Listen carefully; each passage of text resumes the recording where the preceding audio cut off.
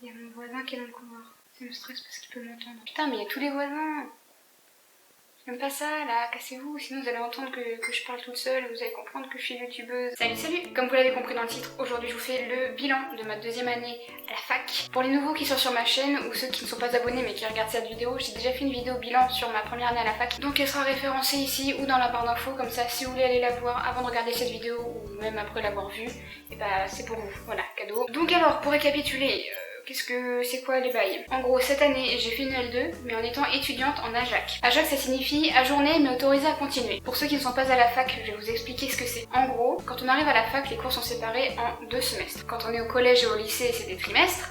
Là, c'est 2 semestres. Pour valider son année, il faut avoir validé les 2 semestres. L'année dernière, j'avais validé le premier, j'avais eu 10 et quelques, mais le second, j'avais eu 9,72 de moyenne. Et ça suffit pas. Même si t'es à 9,99, tant que c'est pas 10, c'est-à-dire que t'as pas validé.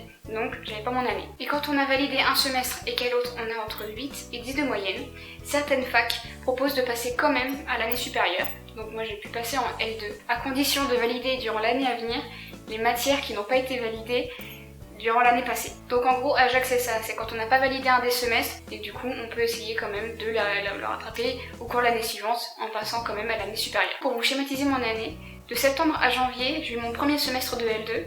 En janvier, j'ai eu le partiel du premier semestre de L2. Et ensuite, à partir de janvier jusqu'à avril-mai, j'ai eu mon second semestre de L2 et le second semestre de L1 avec seulement les matières que j'avais pas validées l'année dernière en fait. Et ensuite, du coup, en mai, il me semble bien qu'il y a eu les partiels de L2 et de L1. Donc, je vais commencer par vous parler de mon année de L2. Alors, concrètement, c'était une catastrophe. Mais vraiment, il n'y a rien qui va dans cette année de L2. En fait, dès la rentrée, dès les premières semaines quand je suis allée en cours, je me suis rendu compte que ça me plaisait pas. En fait, ça me plaisait plus, c'est pas ce qui m'intéressait. Pour ceux qui ont déjà vu ma vidéo bilan de première année, j'avais expliqué que dans ma fac, on était vachement axé sur le développement de l'enfant et c'était la partie qui, pour ma part, m'intéressait le moins. Comme je l'avais déjà dit, moi ce qui m'intéressait le plus dans la psychologie, c'était les troubles, vraiment les maladies mentales et plus particulièrement des adultes. Donc tout ce qui était la partie sur les enfants, c'était ce qui me branchait le moins. Et j'espérais qu'en allant en L2, bien les cours évoluent un peu et comme on avait déjà pas mal vu les enfants en L1, j'espérais qu'en L2 ce soit un peu plus centré sur les adultes. Et non, pas du tout en fait. J'ai eu l'impression de revoir exactement les mêmes cours, de tourner en rond, ça m'apportait rien, j'aimais pas du tout. Ce qui fait qu'en fait j'ai très rapidement arrêté d'aller en cours, en tout cas au CM. Donc pour ceux qui ne savent pas, les CM c'est les cours magistraux qui ne sont pas obligatoires et les TD c'est les cours un peu comme des classes au lycée où on a une trentaine et qui sont obligatoires.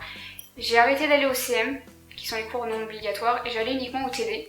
Notamment aussi parce qu'ils font l'appel et que la légende raconte que si t'es noté absent un certain nombre de fois, tu peux ne plus avoir la bourse si tu es boursier. Donc ça pue un peu. Mais les CM, j'y suis très peu allée parce que je prenais directement les cours sur internet. Et ensuite est venu le mois de janvier où il y a eu les partiels du premier semestre de L2. Et comment dire que c'était pas ouf. J'ai eu entre 7 et 8 de moyenne, quelque chose comme ça, je ne me souviens plus vraiment. Et ensuite après les partiels est arrivé le second semestre. Donc celui qui allait être le plus difficile puisque j'avais des cours de L1 et des cours de L2. Ce qui fait qu'au second semestre cette année j'ai eu 2 classes. Ma classe de L2 et une classe avec des L1 mais uniquement pour mes 5 matières qu'il fallait que je rattrape. J'avais la psychologie du développement, psychologie du travail, psychologie clinique, la neuro et une matière qui s'appelle perception, attention, mémoire. Et honnêtement, si c'était à refaire, je le referais pas.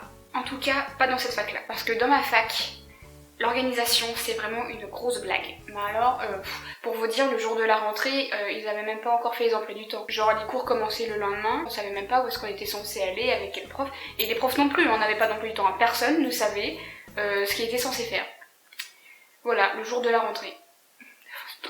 Pour ceux qui ne savent pas, j'étais à la fac de Rouen. Alors c'est pas pour vous effrayer, hein, s'il y en a parmi vous qui comptent y aller, mais vraiment l'organisation c'est des... Et en fait dans ma fac, pour avoir un emploi du temps, on doit choisir nous-mêmes dans quel groupe on veut aller. On a des groupes prédéfinis avec des emplois du temps prédéfinis et tu choisis dans lequel tu veux aller en fonction de ce qui t'arrange le plus. Et quand le second semestre a commencé, j'ai pu choisir mon groupe de L2, mais pas le groupe de L1. Ça a été mis par défaut, j'ai été mis dans le groupe 19, comme ça. C'est l'ordinateur qui a choisi. Et je me suis très vite rendu compte que ça allait pas être possible parce que absolument tous mes cours de L1 se superposer avec mes cours de L2. Vous allez me dire c'est un peu le risque à prendre et dans ces cas-là il faut privilégier les cours de L1 parce que c'est la L1 qu'il faut valider avant tout. Si tu valides ta L2 mais pas ta L1, tu peux pas aller en L3 hein, donc dans tous les cas fallait valider la L1. Le truc c'est qu'en fait tous mes CM de L1, donc les cours qui sont en amphithéâtre, étaient superposés à mes cours de L2 mais les TD, les cours obligatoires. Donc même si je voulais privilégier mes cours de L1, j'étais obligée d'aller aux cours obligatoires de L2. Ce qui fait que pendant tout un semestre, c'était impossible d'aller en cours. Il a fallu que j'aille à la scolarité plusieurs fois pour me plaindre. J'ai pu choisir un autre groupe qui était plus avantageux pour les TD, mais pour les CM, il n'y avait rien à faire.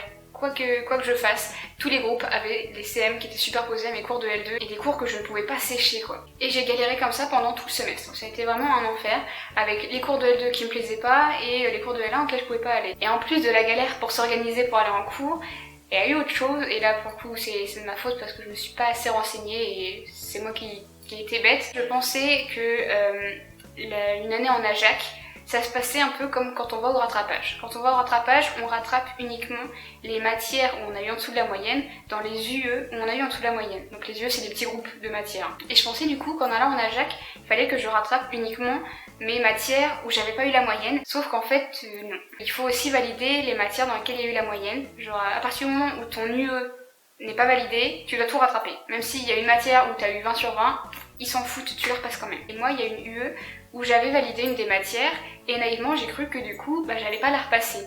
Sauf qu'en fait si, et je l'ai appris qu'à la fin de l'année, au moment des partiels. Et comment dire que en fait c'était une matière où en TD il y avait un exposé et un dossier à rendre. Et que du coup je ne suis pas du tout allée à ces cours là parce que je pensais que j'allais pas le repasser. Et du coup il y a 3 notes, ça, l'exposé, le dossier et le partiel, et que moi je suis partie déjà de base avec 2 zéros. Et arrivé au mois de mai, j'ai eu mes partiels de L2 et de L1. J'ai pas validé celui de L2. Ça surprend pas, hein. Je n'ai vraiment pas ces cours là. Et je n'ai pas validé celui de L1 parce que j'avais eu donc 2 zéros dans une matière, ce qui fait que j'étais défaillante, obligée de passer au rattrapage. Entre temps sont arrivées les vacances et rebelote, il a fallu repasser tout ça au rattrapage. À savoir que du coup j'ai eu toutes mes matières de L2 quasiment à repasser, donc premier semestre et deuxième semestre, et en plus donc quelques matières de L1, ce qui fait que en tout j'ai eu 26 matières à rattraper. C'est énorme. Et tout ça, ça s'est étalé sur 3 semaines. J'ai eu 2 semaines de L2 et la dernière semaine, il y avait un peu de L2 et la L1. Clairement, ça a été éprouvant, mais un truc de fou. J'avais jusqu'à 4 à 5 matières par jour. Et pendant 3 semaines, c'est vraiment un rythme qui est super dur à tenir. Et pour le coup, apprendre 26 matières par cœur, c'était clairement impossible. C'était mentalement impossible. Je me réveillais plus tôt le matin pour vraiment lire le cours et essayer de mémoriser un max de choses pour la matière que j'allais passer juste après. Et pareil, entre chaque partiel, c'est là que je révisais pour le partiel qui allait suivre, pour essayer de recracher tout de suite, automatiquement, tout ce que je venais de lire en fait. Ça a été comme ça pendant 3 semaines et ça a été horrible. Franchement, à la fin, j'en pouvais plus, j'avais l'impression que ça n'allait jamais se finir. Et en fait, à ce moment-là, dans ma tête, j'avais qu'un seul objectif, c'était seulement de valider la L1 une bonne fois pour toutes.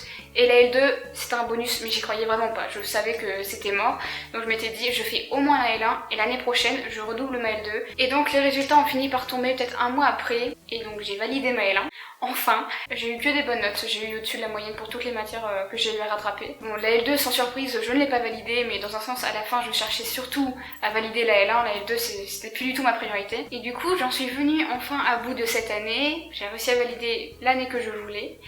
Et vous allez me dire, et maintenant quoi ? J'ai réalisé du coup au cours de l'année de L2 notamment que la psycho ça me plaisait vraiment plus, que c'était vraiment pas ce qui me branchait le plus. Ça m'intéresse mais pas assez. Pas assez pour que j'en fasse mon métier, pas assez pour que j'y passe toutes mes études. Donc je me suis dit que j'allais arrêter la psycho. Mais je n'arrête pas les études supérieures pour autant, je vais simplement me réorienter. Et d'ici septembre, je vais aller en études anglophones. Donc les études anglophones, concrètement, c'est de l'anglais. Alors ce n'est pas la LEA, parce que je sais que beaucoup pensent que les études d'anglais, c'est la LEA. Sauf que la LEA, c'est tout ce qui touche au commerce, à la vente, à l'économie, tout ça. Moi, en fait, je pars sur une LLCER. Donc c'est langue, littérature et civilisation étrangère et régionale. A priori, c'est plus tourné sur la traduction pure et dure et quelques bases d'histoire. En tout cas pour ma promo, parce que moi, ça va être donc la promo des études anglophones. Donc je sais qu'on va avoir un peu d'histoire britannique notamment. Et ça m'ouvrira quand même vachement plus de portes que la psychologie, et je pense que je me plairais quand même vachement plus dans de la traduction ou même si possible en étant prof d'anglais qu'en étant psychologue. Parce que être psychologue ça ne me branchait pas dès le départ donc... Et du coup je change complètement de ville, je vais à Toulouse parce que je me suis dit quitte à changer de filière autant changer de fac parce que vraiment cette fac j'en peux plus autant au niveau organisation que au niveau des gens qu'il y a là-bas. Et je pense que ça va m'apporter que du bon parce que ça va être une nouvelle ville, je vais me faire de nouveaux potes, ça sera une autre mentalité, une autre température parce que clairement à Rouen on se les caille alors que là dans le sud-ouest bah je vais être bien. Vous allez me dire mais pourquoi tu vas aussi loin, genre pourquoi t'as pas cherché plus près quelque chose vers chez tes parents ou quelque chose comme ça.